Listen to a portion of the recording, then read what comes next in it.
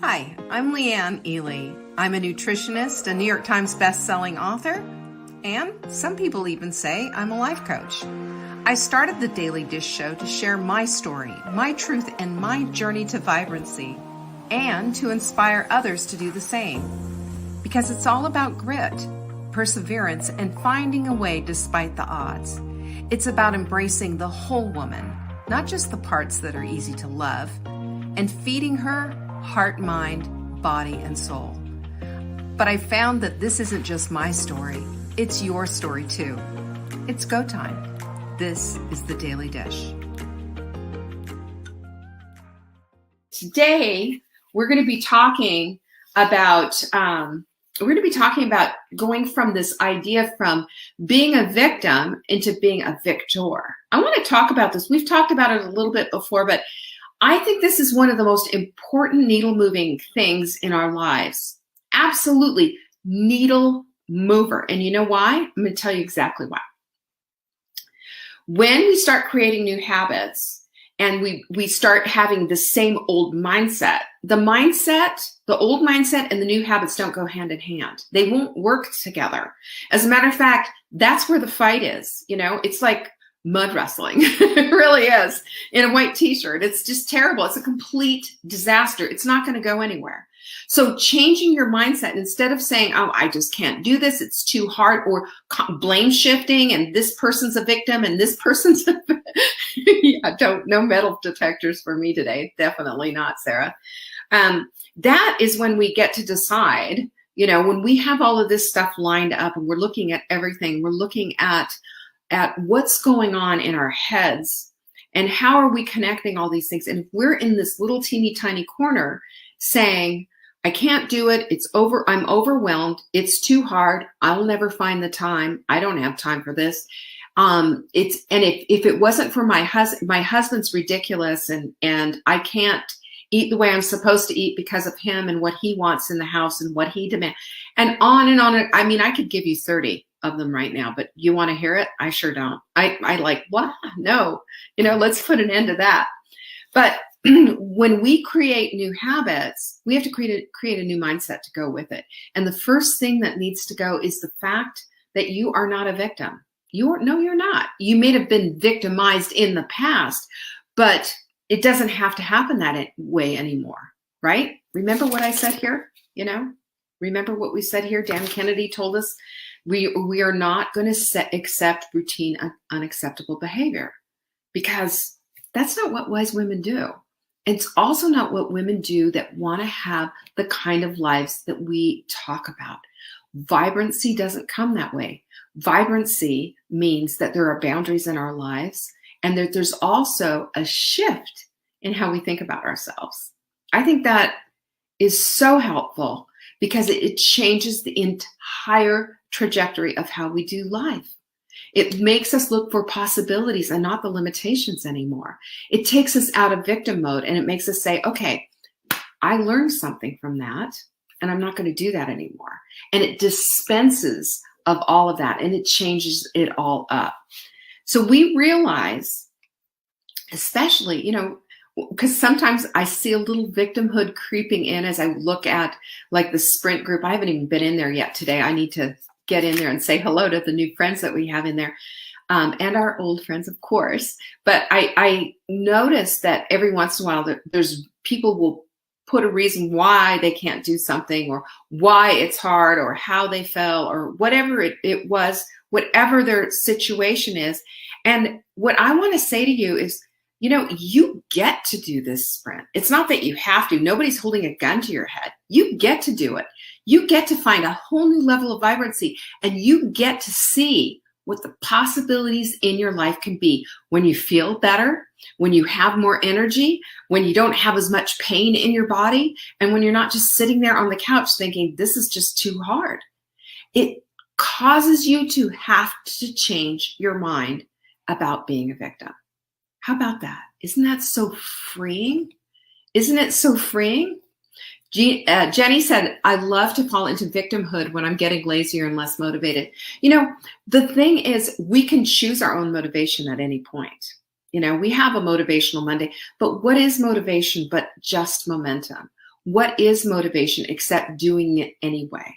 Motivation, when we wait for motivation to come to us, we're going to be waiting a long time for most of us. It's so true. Sarah said, realizing I was responsible for and in charge of my own choices was a cosmic 2x4. The choice is yours, and it is freeing as well. You know what it does? The shackles fall. The shackles fall. And what also happens is that you see, in your mind's eye, you start to see all the possibilities, because now you've taken yourself out of that. You've taken yourself out of the equation of victimhood. And it's no fun to be a victim if nobody's going to be playing with you, is it? Have you noticed that? It's so true. Nobody wants to play.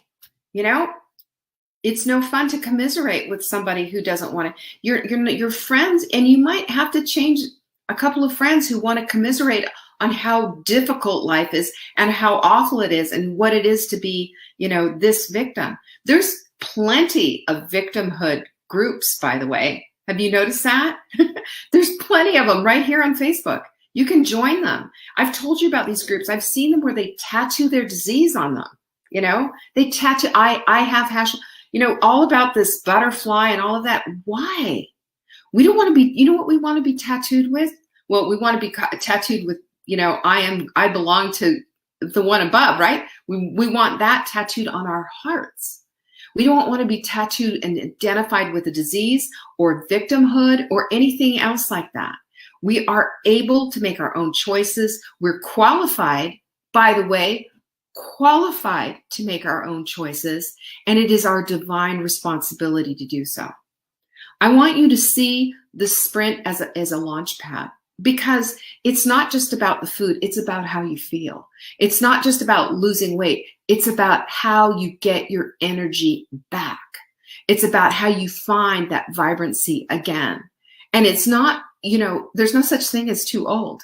There's no such thing as too far gone. There's no such thing as any of it. You know what it is? It's a matter of you seeing yourself in that light.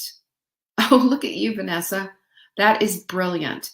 People like to play victim Olympics. Who's got it worse? Exactly. Well, you think that's bad. I mean, it's insane. So what do we do about this? What do we do about this? Well, the first thing we do is we got to reframe it. We have to reframe it.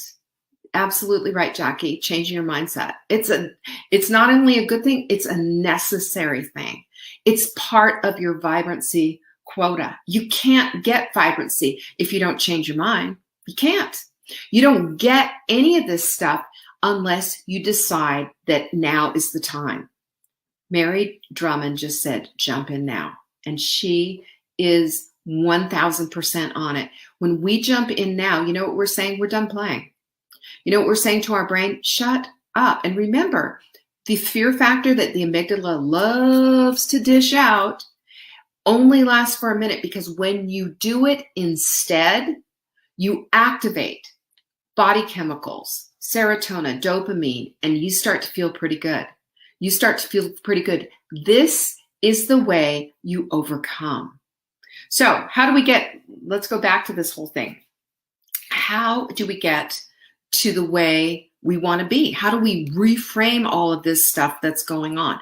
Well, we make a decision that we are no longer victims, that we were victimized, but we're not going to live in that, we're not going to live with that assignment anymore. Can I just say that? Nobody has assigned you this role, by the way. You have the opportunity to assign your own roles and make your own decisions about who you are. This is huge, because when I've talked to a lot of women, believe me, I've been doing this since the 90s, and in my coaching all along the way, I have met women who have been through some horrible things, have been destroyed by men in their lives, and been victimized, and have worn this victimhood mantle forever. And I did it myself. And in Body Clutter, when Marla and I wrote Body Clutter, I wrote that I had a fleshy shield.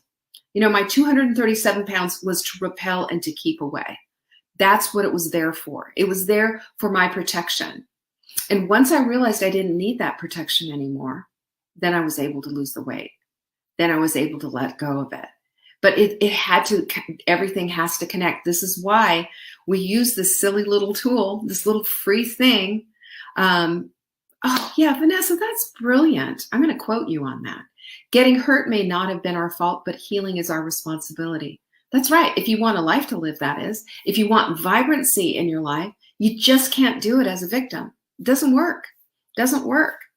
So one of the things that you can do, and one of the way you frame it is the way you feel it, by the way, right? The way you frame it's the way you feel it.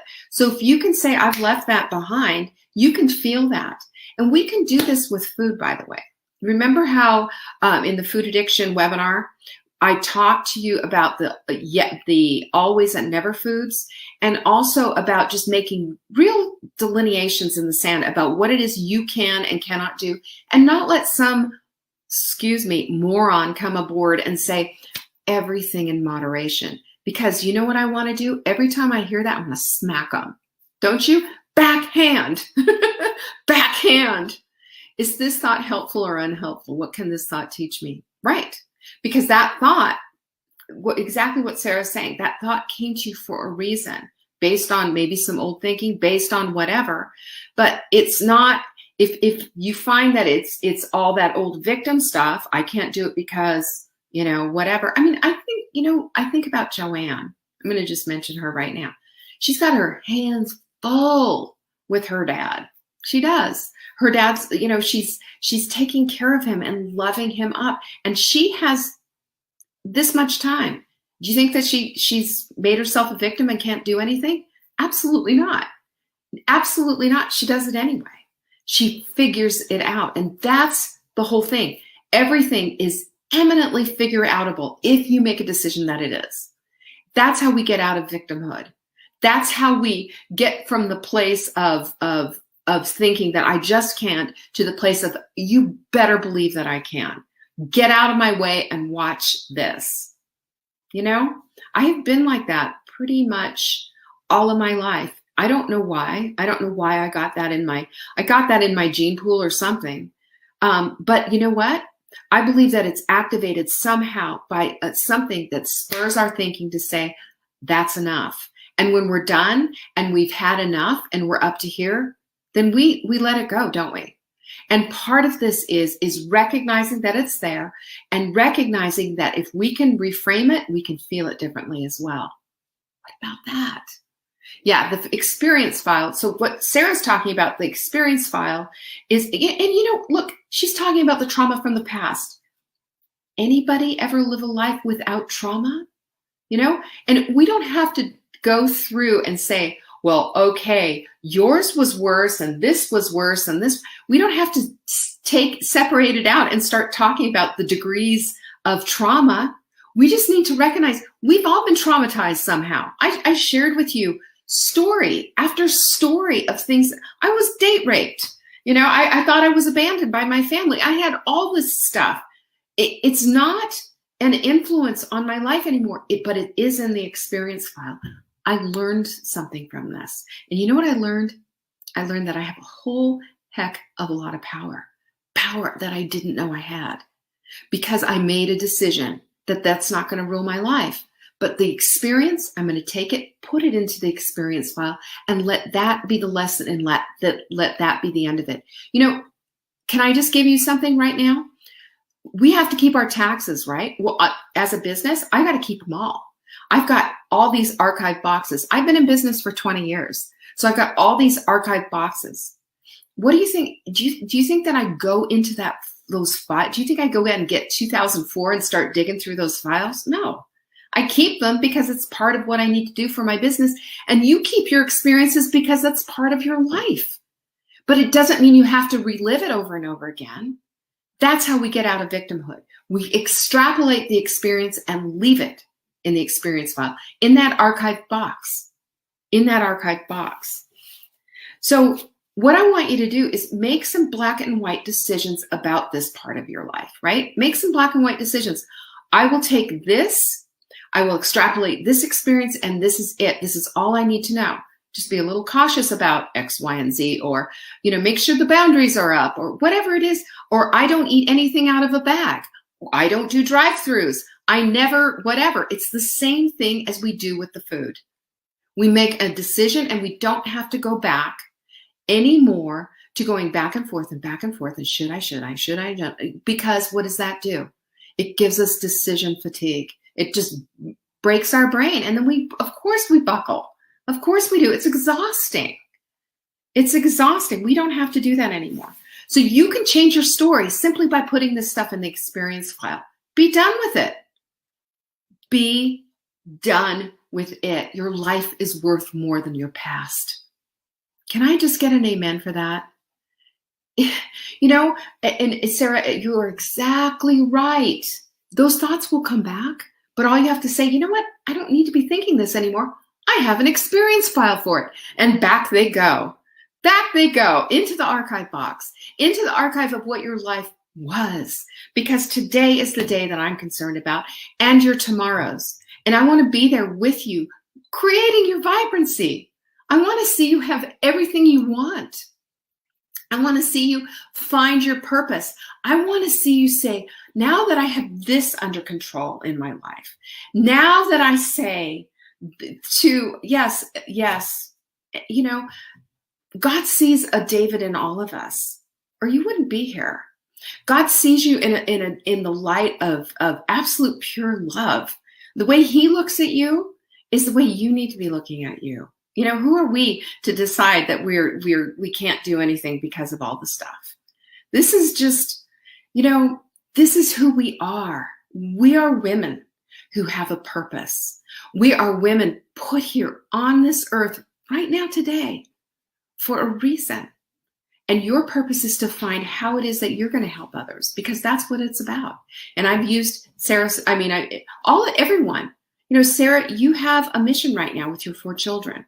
And Joanne, you have a mission right now with your dad. And all of you, I could probably go through and name all of you. I know, Marguerite, you foster cats? All this stuff is important. We're doing God's work, and we're helping others and loving others as we do this. And if you don't feel purposeful doing it, ask why.